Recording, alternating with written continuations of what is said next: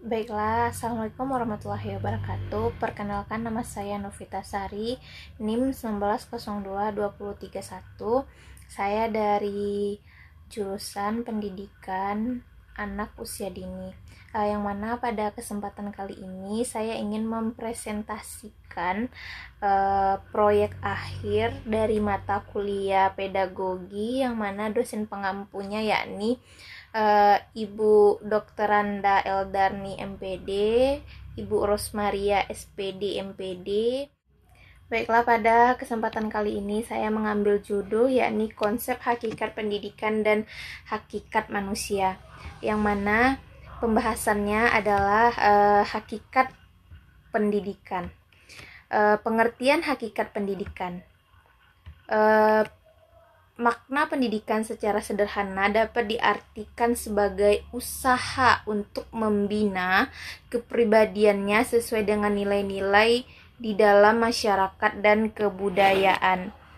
Menurut Undang-Undang Nomor 20 Tahun 2003, pendidikan adalah usaha sadar atau terencana untuk mewujudkan suasana belajar dan proses pembelajaran agar peserta didik secara aktif mengembangkan potensi dirinya untuk memiliki kekuatan spiritual keagamaan, pengendalian diri, kepribadian, kecerdasan, akhlak mulia, serta keterampilan yang diperlukan dirinya, masyarakat, berbangsa, dan bernegara. Kemudian hakikat pendidikan yang lain menurut Carter Education, yang pertama proses perkembangan pribadi, proses sosial, proses cultures. Yang D, kemudian selanjutnya seni untuk membuat dan memahami ilmu pengetahuan yang tersusun, yang diwarisi atau dikembangkan masa lampau oleh tiap generasi bangsa. Jadi dapat disimpulkan pengertian pendidikan adalah usaha sadar dari manusia untuk memperoleh ilmu pengetahuan itu sendiri. Kemudian yang kedua, konsep mendidik, mengajar, dan belajar.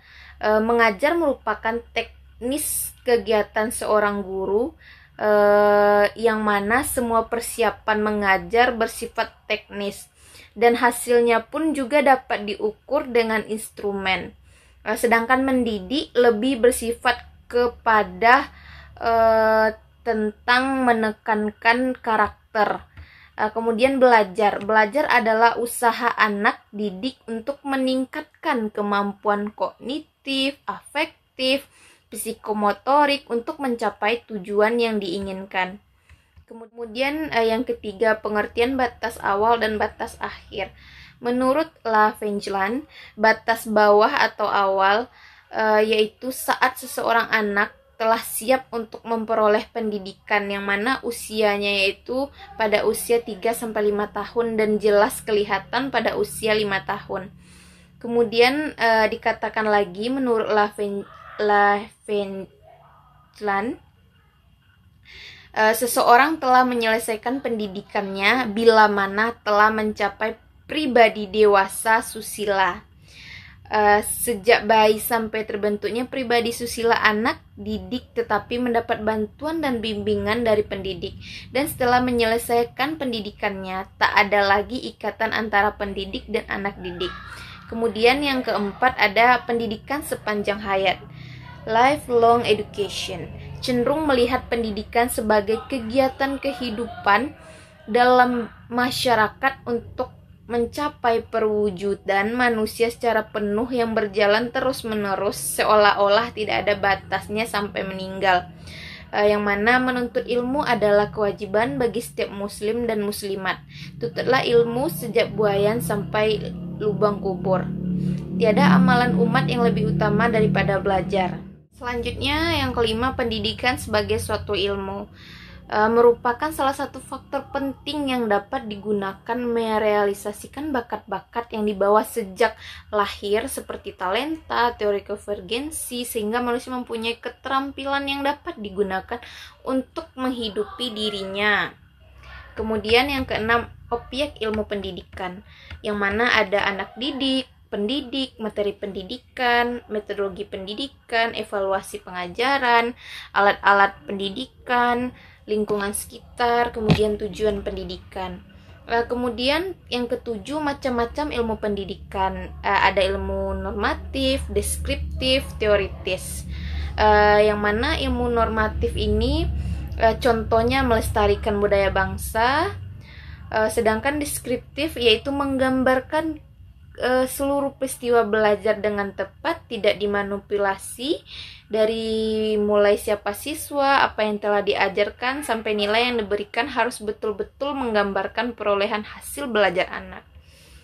Yang teoritis ini mengkaji bidang keilmuan secara luas atau profesional. Yang ke D, praktis, terapan teori yang dikaji digunakan untuk melancarkan proses pendidikan.